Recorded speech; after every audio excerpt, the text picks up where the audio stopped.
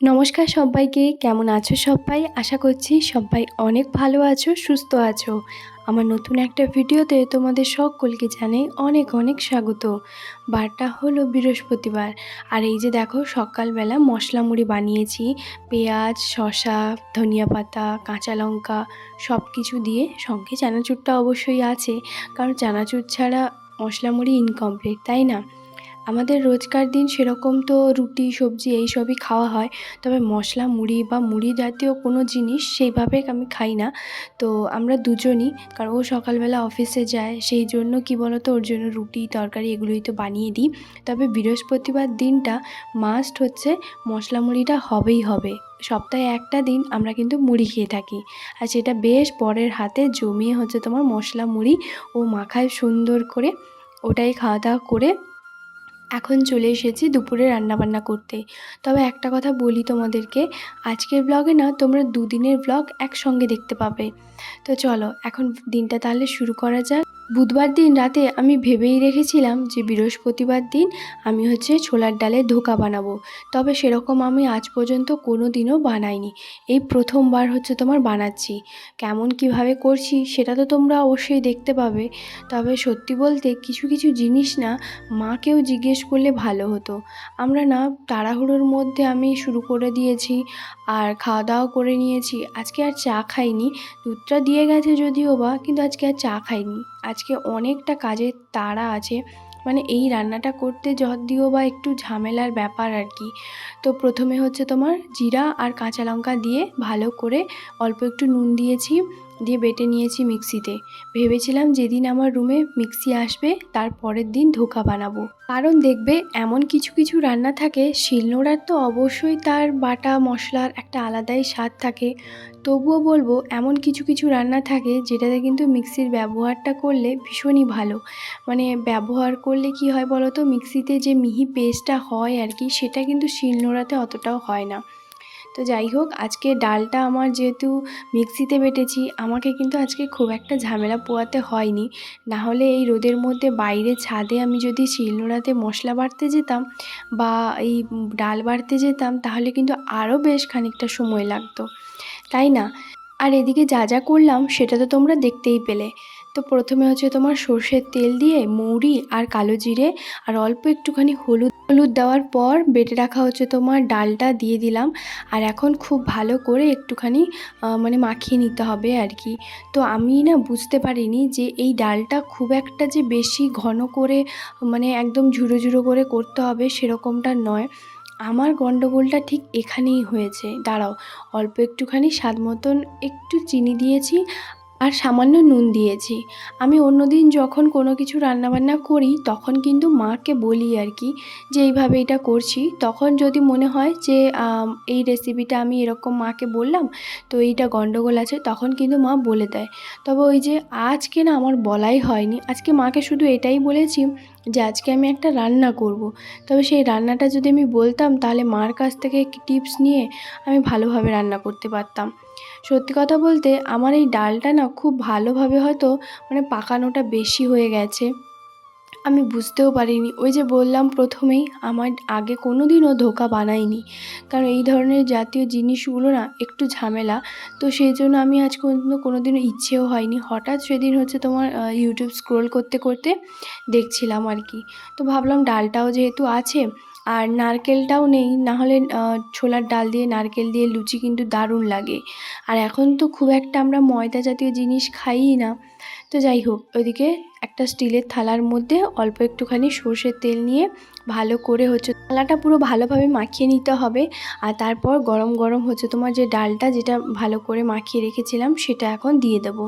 তো গন্ডগোলটা হয়েছে এতটাই, কিছু মানে কয়েকটা হচ্ছে তোমার বরফি আকারে যে মানে ধোকাগুলো কেটেছিলাম সেগুলো ঠিকই ছিল। তো তারপরে গন্ডগোলটা হয়ে যাওয়ার পর না আমার মাথা পুরো গরম হয়ে গেছে, মানে আমি তোমাদেরকে বলে বোঝাতে পারবো না। ওই 4-5টা মতন বরফি আকারে ওইগুলো খুব সুন্দরভাবে হয়েছিল, আর বাকিগুলো হচ্ছে তোমার ঝুরি বাজার মতন ঝুড়ো ঝুড়ো হয়ে গেছে। তো সেই জন্য কি বলো তো, আমি কোনোদিনও তো করিনি। তো মানে কেমন হয়েছে বলো তো, ওই ডালের মানে ওই মাখানার মতন হয়ে গেছে আর কি, মানে পুরো একটা গ্রেভি গ্রেভি হয়ে গেছে। তো দেখা যাক এখন কি হয়। চলো এখন এটাকে ভালো করে রেস্টে এখন রেখে দেবো। ঠাকুরকে একটাই শুধু ডাকছি যেন খুব ভালোভাবে হয়ে যায়, কারণ এত কষ্ট সকালবেলা থেকে করলাম, আর এটাই হচ্ছে যদি খারাপ হয়ে যায় তাহলে আর কি হবে। তবে শুধু যে এই রান্নাটা করব তা নয়, আরও সঙ্গে তরকারি আছে। যাই হোক, আজকে তো বৃহস্পতিবার, পর যাবে হচ্ছে তোমার বিকেলবেলা 4টে থেকে রাত 12টা পর্যন্ত ডিউটি। তো এরপর খাওয়া দাওয়া করে মানে রান্নাবান্নাটা করে নিচ্ছি আর কি। তারপর রাতের হচ্ছে তোমার রান্না আবার মানে বিকেলবেলা হচ্ছে তোমার করব। তো ও না সকালবেলা থেকে এই যে ঝামেলা এগুলো যে করছি ও কিন্তু দেখেছে।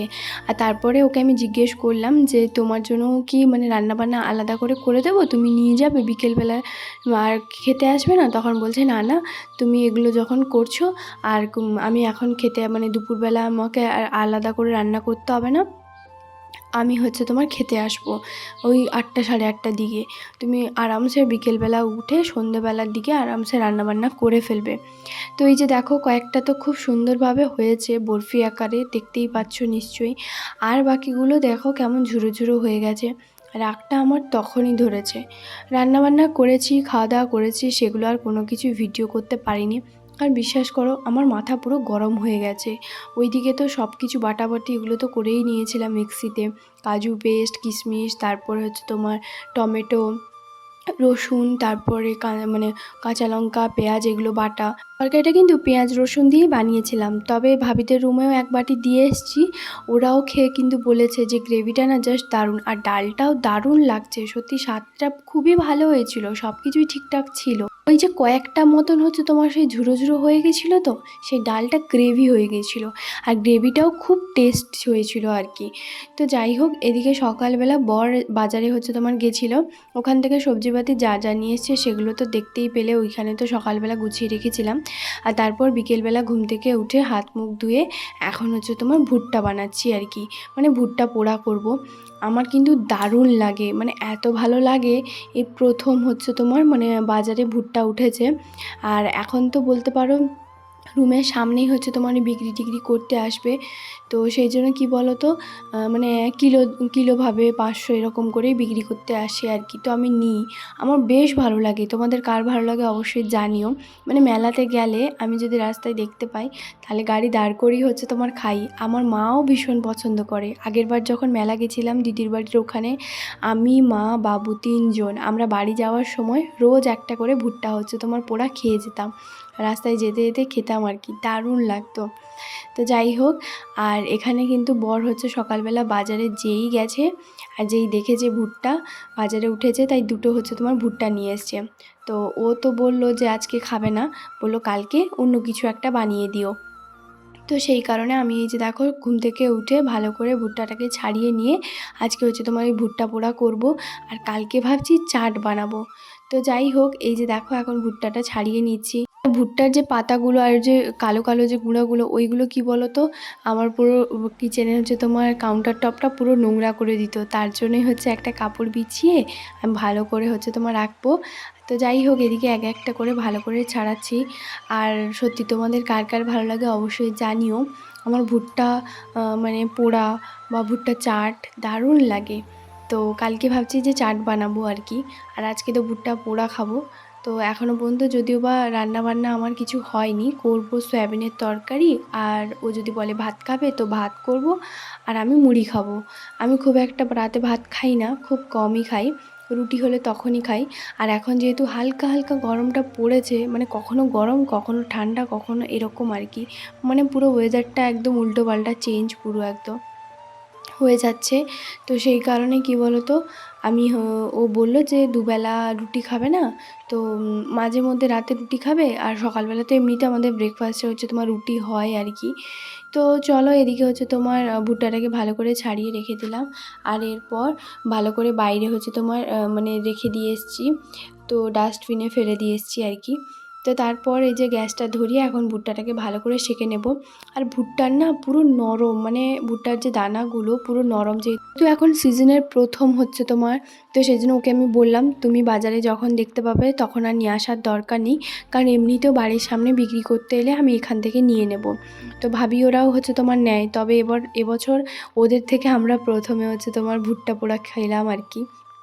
তো যাই হোক, ওরাও কিন্তু ভীষণ পছন্দ করে ভুট্টা।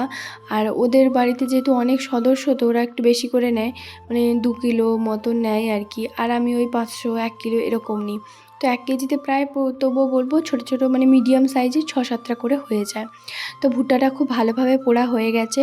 এরপর অল্প একটুখানি চাট মশলা আর বিট নুন আর হচ্ছে তোমার হালকা অল্প একটুখানি হচ্ছে তোমার লঙ্কার গুঁড়ো দিয়েছিলাম। সকালবেলা কিন্তু লেবুও নিয়ে এসেছিলো, তো সেখান থেকে অর্ধেকটা লেবু কেটে ভালো করে এখন ভুট্টার গায়ে লাগিয়ে দেবো আর তারপর খাবো। আর যেন তর সইতে পারছি না, এত দারুণ লাগে তোমাদেরকে বলে বোঝাতে পারবো না। যাই হোক, জায়গাটা একটুখানি পরিষ্কার করে দিলাম। আর এই যে দেখো, সত্যি মানে দারুণ দারুণ, এত ভালো লাগছিল তোমাদেরকে কি আর বলবো। তোমাদের কার ভালো লাগে অবশ্যই অবশ্যই কমেন্ট করে জানিও। আমার তো দারুণ লাগে। আর আমার মাও কিন্তু বেশ পছন্দ করে। আমার মা, বাবু, এই যে বললাম 3 জন, আমরা 3 জনই পছন্দ করি। বাবা পছন্দ করে, তবে অতটাও নয়। তো যাই হোক, এই যে দেখো এখন আরও একটুখানি লেবু লাগিয়ে দিলাম। লেবুটা একটু কম লাগছিল আর কি, একটু হালকা টকটক লাগলে দারুণ লাগে। আর ভুট্টার দানাগুলো পুরো নরম একদম, তো বেশ ভালো লাগছিল। তো চলো, এখন রান্নাঘরে একটুখানি বসে খাচ্ছিলাম। তারপর এই যে ঘরের মধ্যে এসে আরামসে এখন একটুখানি খাবো। আর এখনও পর্যন্ত যদিও বা সন্ধে হয়নি, জানলা থেকে নিশ্চয়ই দেখতে পাচ্ছ জামা কাপড় যা ঘরের মানে বাইরে ছিল সেগুলো সব কিছু তুলে নিয়ে এসে ঘরের মধ্যে ভালো করে ভাঁজ করে রেখে দিয়েছি।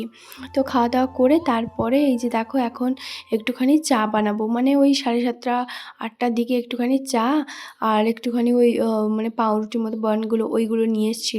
তো সেগুলো হচ্ছে তোমার এই যে দেখো 2 পিস নিয়ে নিয়েছি। আর এখন চা খাবো। তারপর রান্না তো আমার হয়েই গেছে, সয়াবিনের তরকারি। এখন আমি তোমাদের সঙ্গে শেয়ার করব ভ্যালেন্টাইন্স ডেতে তোমাদের দাদাভাই আমাকে কেমন সারপ্রাইজ হচ্ছে তোমার দিয়েছে। তো দুপুরবেলা এখানে দেখো, ও কিন্তু গেছে ডিউটিতে আর আমার রান্নাবান্না সমস্ত কিছু হয়ে গেছে। তো আজকে ভাবলাম যে একটুখানি ভুট্টা হচ্ছে তোমার চাট বানাই, যেমনটাই আমি তোমাদেরকে বললাম আর কি। তো যাই হোক, এই যে দেখো ভ্যালেন্টাইন্স ডেতে আগের দিন তো আমি ভুট্টা পোড়া খেয়েছিলাম, মানে এই একই সঙ্গের ভিডিওতে যেহেতু তোমরা দেখতে পাচ্ছ তার জন্য তোমাদেরকে বললাম আর কি। তো যাই হোক, এদিকে ভালো করে কি বলতো ভুট্টাটাকে মাছ বরাবর কেটে একটু জল আর অল্প একটুখানি নুন দিয়ে ভাপিয়ে নিচ্ছি। ভুট্টাগুলোর কর্নগুলো আরও একটু সফট হয়ে যায়। তো তারপর এদিকে দেখো স্যালাডের জন্য হচ্ছে তোমার কেটেছি, মানে দুপুরবেলা খাওয়া দাওয়া করার জন্য শসা, পেঁয়াজ আর টমেটো আর কাঁচা লঙ্কা, লেবু ওপর থেকে দিয়েছি। আর এখানে 2টো টমেটো দিয়ে আজকে হালকা মানে একটু কি বলতো মুসুরির ডাল করেছি। আর এখানে হচ্ছে তোমার করেছি ক্যাপসিকাম আর আলু, গাজর এগুলো দিয়ে একটা তরকারি। চলো খাওয়া দাওয়া করে নিই, তারপর আবার তোমাদের সঙ্গে বিকেলবেলা। এই যে দেখো, বর হচ্ছে তোমার আঙুর নিয়ে এসেছিলো সকালবেলা। তো আঙুর হচ্ছে তোমার দুজন টিভি দেখছি আর হচ্ছে তোমার খাচ্ছি, আর অল্প একটুখানি বিট নুন নিয়েছি, কারণ আঙুর দিয়ে না এইভাবে অল্প একটু একটু বিট নুন দিয়ে মাখিয়ে খেলে দারুণ লাগে। তো ও আঙুর খেতে ভীষণ ভালোবাসে, আমি অতটাও নয়, ও ভীষণ পছন্দ করে। আমি তো আগে খেতামই না, ওর জন্যই এখন খাই আর কি। তো এই যে দেখো, বর চলে এসেছে।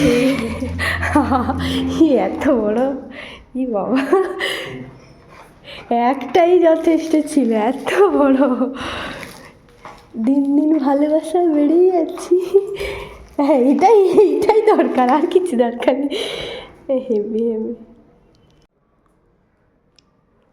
খেলতে গেছি, দেখো এদিকে মিশনে এদিক থেকে হেঁটে হেঁটে হেঁটে হেঁটে হেঁটে হেঁটে এদিকখানটায় দোকান ছিল, সেখান দিকেও দোকান ছিল, কিন্তু আমি এদিকে কিনি বলে এদিকে হেঁটে হেঁটে এদিক দিয়ে গোল হয়ে ঘুরে আবার এসছি। মানে এতটা ঘুরে ঘুরে মানে এইটার জন্য 8 ঘন্টা সময় নিল।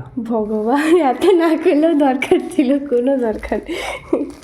সত্যি দারুণ হয়েছে কিন্তু, হেভি হেভি। এই নাও, আমাকে এত সুন্দর গোলাপ দেওয়ার জন্য তোমার জন্য কর্ন চাট। ফেব্রুয়ারি মাসে কয়েকজনের কাছে অনেকটাই রেস্ট থাকে, যেমন 6 তারিখ 7 তারিখ থেকে শুরু হয়ে যায়। তবে আমার বরাবরের জন্যই বিয়ের আগে বলো বিয়ের পর সেই রেস্টটা আমার আর আমার বরের মধ্যে কখনোই থাকে না। যদিও বা ভালোবাসার কোনো দিন নেই, সব দিন যদি ভালো প্রিয় মানুষটা ভালো হয় তাহলে সব দিনই ভালোবাসা। কিন্তু তবুও 14ই ফেব্রুয়ারি ভ্যালেন্টাইন্স ডে বর দেখো খুব সুন্দর একটা সারপ্রাইজ দিল।